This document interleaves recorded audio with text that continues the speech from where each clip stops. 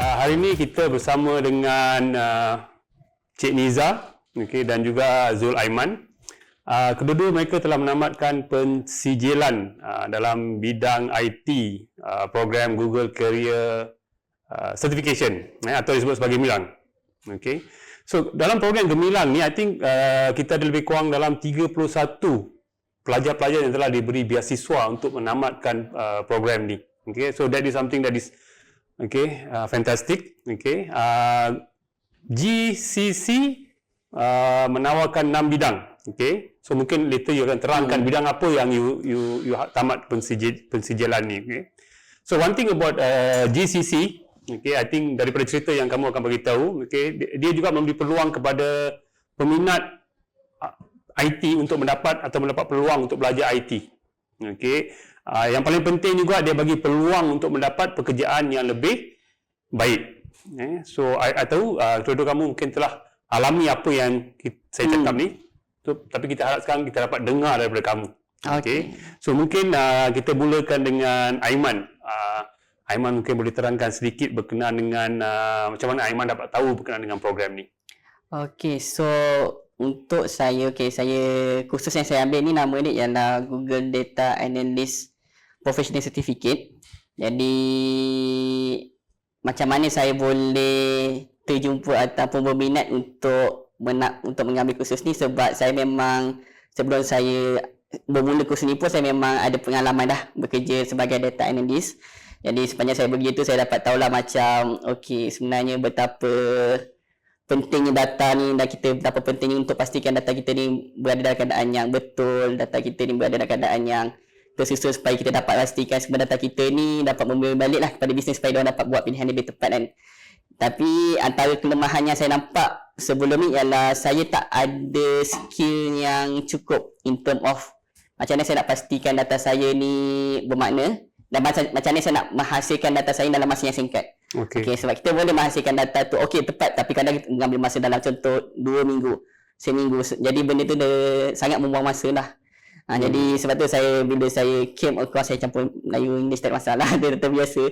Jadi bila saya terjumpa came across this certificate dan saya tengok review, saya tengok dia punya modul-modul yang disediakan, saya rasa macam saya kursus ni boleh bantu saya. Jadi saya pun ambil keputusan, saya belajar kursus ni. So untuk site saya, daripada pandangan saya ambil masa lebih kurang 4 bulan. Dalam 4 bulan tu memang saya didedahkan tentang pentingnya pengurusan data, macam mana kita nak analisis data tu dengan betul, dan apa tools yang sesuai untuk kita boleh buat. Dan di akhir kursus ni pun memang mereka sediakan some sort like portfolio project untuk kita apply apa kita dah belajar. Jadi saya rasa memang betul-betul kursus ni sangat membantu saya. Sebab tu contoh saya boleh ambil satu case study, report yang sama, yang kalau sebelum ni saya mengambil masa lebih kurang seminggu. Jadi dengan semua tools yang saya dah belajar, teknik-teknik yang saya belajar, saya dapat percepatkan proses. Daripada 1 minggu tu saya dapat menghasilkan report tersebut dalam masa 2 atau 3 hari saja. Jadi kita dapat jimat masa kat situ yang sangat banyak lah. Macam Zul beritahu masa Zul nak cari untuk dapat untuk upskill sikit dalam bidang IT ni, Zul terbaca banyak feedback berkenaan dengan program Gemilang ni. Apa antara feedback yang Zul terbaca atau dengar? Feedback sebab waktu saya ambil sertifikat ni tahun lepas. Jadi sebab waktu tu setahu saya di Malaysia masih tak banyak lagi lah orang kata apa orang yang dah habiskan sertifikat ni. Jadi kebanyakan feedback yang saya ambil ialah feedback daripada luar negara. Contohnya kebanyakan daripada United States, Amerika. Jadi memang antara feedback yang saya rasa yang paling ni, dia kata memang this certificate really help me to deep further into what is analysis all about, for example that. Dan saya rasa feedback yang paling best ialah sebab dia kata this certificate not only teach you about data analysis, but it's also share with you what is the real example. Sebab dalam course tersebut, instruksi yang ajar tu bukannya satu instruksi saja. Dia memang, contoh kami ada 7 modul, kita ada 7 modul. Setiap modul tu memang dia punya dedicated instructor. Jadi dan instructor pun bukannya orang yang biasalah. Ada instructor yang dia manager daripada Google. Dan ada juga instructor dia ialah satu director daripada, jadi pengalaman dia sangat luas. Jadi dia share lah macam okay, dia ada best example. These are the best way how to solve this problem. Kalau ada A, kita buat cara A. Kalau ada B, kita buat cara B. Okay, fantastic. Okay, sekarang Niza. Okay, Niza sebelum ni bekerja sebagai pharmaceutical researcher. Okay. Apa sebenarnya kerja pharmaceutical researcher ni? Oh, okay. Previously, saya lebih kepada research on the cancer study and then saya juga pernah berada dalam industri medical device. So it's more on like on the healthcare side lah. Okay. Okay. Daripada healthcare side masuk ke IT. Bila dan bagaimana benda ni boleh berlaku? Dia start daripada that healthcare industry tu sendiri, sebab even dalam healthcare pun we deal with a lot of data. Okay, right. So bila kita buat satu decision tu, we need data, right? So I started to like read and learn more about like during that time it was COVID, so banyak masa kan, so kita start to and then masa tu juga data science and analytics, they start to like become a hot topic during that time. Yes. So I started to like saya masa tu dah start banyak membaca on that, and I started to realise that maybe it's time to upskill myself, because data, it can open to many opportunities, right? So data is like everywhere. So kalau kita ada skill to handle that data, so we will become relevant to many industry and dan macam tu lah. Okay, biasanya dalam 5 atau 6 bulan. Okay. Macam mana Niza boleh tamatkan dalam masa 2 bulan dengan mempunyai tanggungjawab lain? Oh, okay. Masa tu, before I started pursuing certification ni, masa tu sebelum tu saya dah start membaca, start looking at like macam YouTube, they have like tutorial and everything, but tapi tak faham sangat pun. Okay. So tapi dah start macam faham, data analytics ni macam ni. So when I started taking up this course too, I was in my how do I say this, in my career break. So I focus totally on the courses to full time lah. So it was quite intense. I memang fokus kat situ je, and I put target actually to like finish it, to finish up the courses so that I can explore more on the area. Yeah, I think intense is something that I think we need to finish within 1 month or 2 months. But then again, kita boleh ambil masa kita sendiri. Mungkin 4 bulan ke 6 bulan. Yes, betul-betul. Okay. Just risaukan dengan pendengar. Takut pula intense. Back to Aiman. Cara pembelajaran dalam program Google Gemilang ni, okay, berbanding dengan cara biasa kita belajar lah, face to face, pergi kelas, ada tak perbezaan dia? Ataupun ada tak Aiman rasa kekurangan atau rasa tak berkesan? Kalau dari pandangan saya, sebab kita semua ni dah masuk dunia pekerjaan, kita bukan lagi dunia belajar yang kita ada spesifik masa. Contoh waktu kita kat universiti dulu, kita ada spesifik masa untuk kita belajar, kita ada kelasan. Tapi kita dunia pekerja yang kita tahu kita ada tanggungjawab kita sendiri waktu bekerja kan. Jadi memang komitmen masa tu sangat terhad. Kadang-kadang kalau kita dah balik kerja pun, kita tak larat nak balik, tak larat nak buat apa, orang balik kerja tu kan terus nak tidur semua. Jadi saya rasa memang sebab dalam kursus ni memang cara pembelajaran dia agak fleksibel. Jadi dia bagi, maknanya bila kita dah mula mendaftar dalam kursus ni, kita dah boleh macam plan our own study habit. Like contoh, saya macam kalau saya cerita pasal macam mana saya design my own study plan, ialah memang saya kata my target is that I want to finish this course as earliest as possible. Contoh, dan akhirnya saya berjaya, maknanya daripada 6 saya dapat 4 bulan lah. Jadi saya dapat jimat 2 bulan kat situ. Jadi macam ni saya memang kata saya spend, contoh mungkin untuk hari bekerja Isnin sampai Jumaat, saya cuma mungkin spend untuk the first 1 month 1 jam saja, supaya kita nak bagi badan kita betapa bersedia tu kan. Lepas tu hujung minggu, hujung minggu ni kita ada banyak masa sikit, mungkin hari Sabtu tu kita spend masa lama sikit. 3-4 jam. Okay, tapi bila saya dah masuk bulan kedua, kita dah rasa macam dah selesa kita ni. Okay, jadi pun macam tiap malam kita try untuk sejam setengah ataupun 2 jam. Jadi itu macam saya belajar, memang kata apa, dia memang memerlukan disiplin yang kuat, sebab kita bila kita dah bekerja ni, kita dah nampak macam kepentingan untuk kita upskill kata apa, skill kita, dan kepentingan untuk kita pastikan apa kita buat ni dapat buat dalam masa yang cepat lah. Maksudnya contoh kalau kita belajar pun, kalau benda yang kita boleh belajar 6 bulan, tapi kalau kita spend 8 bulan, dia ada pembazirian di situ lah. Jadi itu macam saya, memang saya kata saya memang terpaksa buat saya mendisiplin diri saya. Setiap malam saya kena belajar this topik, at least this my target, saya kena belajar sampai topik ni hujung. Tapi saya tahu untuk malam bekerja, kita try untuk, sebab salah satu kelebihan ni ialah dia tak terlalu rigid, maknanya kita kena ikut flow je. Contoh macam kita nak mula belajar pada satu topik, contoh saya nak belajar dari topik A, tapi kalau kita nak skip topik lain dulu, lepas tu bulan tamat pun boleh buat macam tu. Jadi saya memang allocate untuk subjek yang topik yang susah, saya buat weekend. Topik-topik yang agak ringan ataupun lebih senang untuk faham, saya akan buat weekdays, maknanya hari bekerja. Okay. I think seperti yang Niza beritahu, seperti yang Aiman beritahu, Aiman bekerja habiskan dalam masa 4 bulan. Okay. Nisa ada peluang sikit untuk concentrate. Okay. So habiskan masa 2 bulan. Okay. So tak kisahlah kamu ada kerja ke, kamu tak ada kerja ke. Okay. You have your own time untuk habiskan. Okay. Right.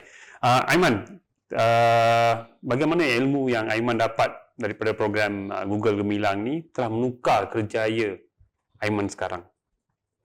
Okay, kalau in term of ilmu yang saya dapat, knowledge yang saya dapat, pertama sekali saya saya fokuskan kepada macam technical skill lah. Memang ilmu-ilmu yang betul-betul very technical. Contoh kita ada contoh dalam dunia data, antara yang tengah popular sekarang ni, kita perlukan tools-tools seperti kita panggil SQL, Python, lepas tu kita ada macam Tableau dan sebagainya. Jadi memang dalam kursus ni, yes, dia memanglah tak ajak in advance, tetapi sekurang-kurangnya dia memang dah bagi kita punya tajuk fundamental knowledge tu cukup lengkap, komprehensif. Lepas tu ilmu yang kedua yang saya boleh share ialah in term of what is the best practice to do data analysis. Sebab kita dah ada tools, contoh, tapi kalau kita gunakan the wrong technique in the wrong place, so kita akan menghasilkan the wrong result. So end up benda tu akan jadi something like rubbish lah, so sia-sia lah apa kita spend. Ini apa yang Zul bagi tahu ni, I think sama dengan apa yang program tu bagi tahu. I think well trained, well learn, although dengan cara yang agak berlainan. I tak tahu Aiman macam mana dulu. Tapi I tengok Aiman sekarang, nampak macam you bukan buat sijil, tapi mungkin buat degree. Cara pengalaman daripada program ni. Berkenaan dengan Niza. Apa nasihat Niza kepada yang mendengar ni, berkenaan dengan program ni? Ada yang takut tak boleh buat, ada yang takut tak ada duit, ada yang takut sebab takut. Tak tahu kenapa takut. So apa yang Niza boleh nasihatkan? Yang saya boleh nasihatkan ialah sebab kita dah ada platform, dah ditaja kan, bukan mudah lah sebenarnya kan, peluang macam ni nak datang coming from main player in the industry, in fact daripada Google sendiri and the trainer, and apa yang kita on our side, mungkin kita akan rasa macam tak layak lah sebab kita tak ada background dalam technical. Macam saya sendiri, saya tak ada background dalam technical. My background was actually dalam biomedical. So ada masa, of course kita akan rasa macam tak boleh lah, macam berat kita akan rasa. Tapi because the program is structured in a way, even orang yang tak ada background pun dia boleh belajar kan. Jadinya kalau rasa macam actually to be honest lah, this certification at some point ada impact yang besar juga lah dalam hidup saya, from point A to point B kan. So saya harap benda ni pun akan berlaku juga kepada orang di luar sana lah, yang masih lagi rasa macam Was-was nak buat ke tak nak. was-was nak buat Ah. ke tak nak, nak kan. So jangan fikir panjang, just buat sajalah. Jangan fikir panjang sangat, just buat je. Ya, I think bukti ni dah ada kat kita ni. Okay. Lama-lama sangat kita fikir, tak ada apa-apa yang akan menjadi. Betul. Okay. So, bagaimana pula dengan Aiman? Apa nasihat pada mereka yang tak pasti lagi nak terlibatkan diri dalam IT ke? Aku tak tahu IT ni. Okay. Aku daripada bidang lain. Boleh ke I buat IT? Apa kalau soalan tu ada pada pendengar atau penonton, apa yang Aiman boleh nasihatkan? Kalau saya, pandangan saya sebab untuk terjun masuk dalam industri IT ni agak mudah lah kalau kita comparekan dengan Ada background IT tak? Tak perlu sebenarnya. Sebab pertama sekali ialah kalau kita tengok orang kata apa resource apa namanya bahan pelajaran kan, kita boleh dapatkan sama nak berbayar atau tak bayar, itu depend kepada masing-masing macam mana. Kalau contoh mereka nak dapatkan IT melalui formal education macam degree, diteruskan. Tapi kalau contoh mereka nak cepat, kita ada banyak resource. Dan salah satu resource kita ada Google lah. So maksudnya instead pada kita nak spend masa contoh 2 atau 3 tahun diploma ataupun degree kan, so kita hanya perlukan 6 bulan sahaja. Okay, so kita dah jemat masa kat situ dah. Lepas tu kedua, saya rasa untuk industri peluang pekerjaan dan demand untuk IT memang banyak. Dan sebab ni kita pun tengok sekarang ni betapa pesatnya teknologi sekarang. Contoh sekarang ni paling famous kita ada ChatGPT ataupun dan sebagainya, big data, IR 4.0 semua yang kita perlukan kepakaran IT. Dan setahu saya pun sebab di Malaysia pun kita masih lagi tak cukup banyak. Jadi peluang tu masih ada. Jadi kalau siapa yang rasa takut je nak buat ni kan, buat je dulu.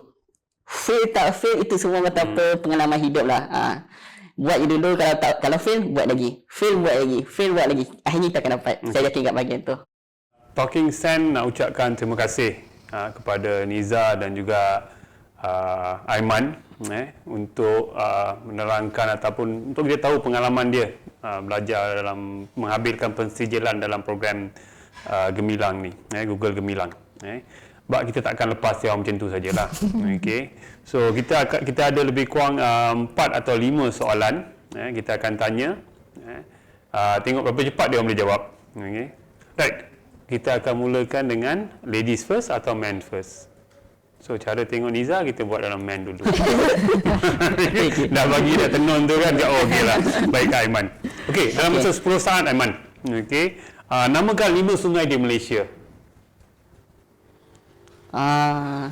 Sungai Kelang. Apa nama Sungai Sarawak? Sungai Busi salah. Sungai apa? Ini lagi susah. Tiba-tiba dah blur. Dia tak expect lah. Tak apa, kita tak bagi dia 10 second.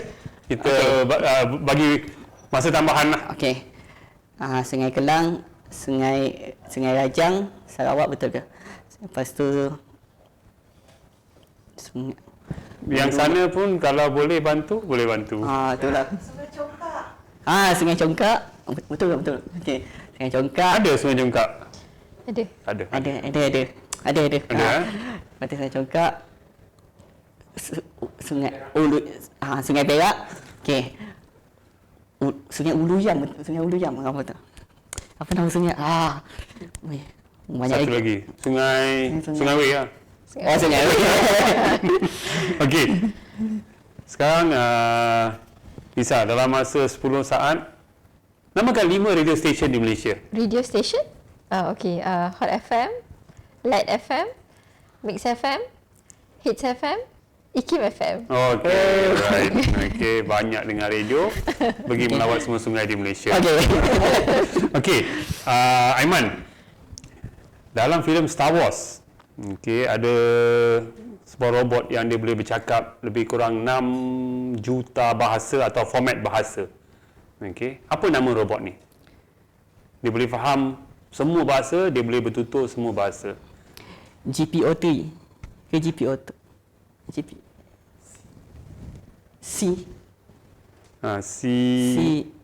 CPO. CTPO. Itu tak dia tapi bagi susu. Apalah, asalkan C ada sana, P ada sana, it's okay. Okay. The robot Star Wars that understand multiple language, about 6 million language he can understand. Okay. And one thing outstanding about him, he has like a gold-plated body. Okay. So right. Now Nisa. Okay. Yang ni soalan slumber lah. Okay. So ada seorang dia naik bas. Okay. Dia ada 50 sen je. Masalah dia tambang untuk dia sampai kat tempat yang nak pergi tu perlukan 60 sen. Okay. So cuba teka apa dia buat untuk sampai kat tempat tu.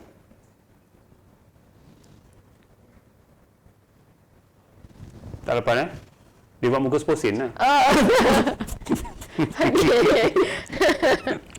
Okay. Tak ada. Ya. Make sense. Itu lah buat muka 10 sen lah. Tak cukup 10 sen apa. Okay, soalan terakhir untuk Aiman lah. Yang ni I think semua tahulah. Okay. Dalam pertandingan lumba lari, okay, anda berjaya memotong pelari di tempat kedua. Okay. So sekarang anda di tempat ke berapa? You run, you overtake the second guy. So in the race, you are number what? Supposedly number one, but I think jawapan dia tu bukan jawapan nombor satu. Google tak ajar ni.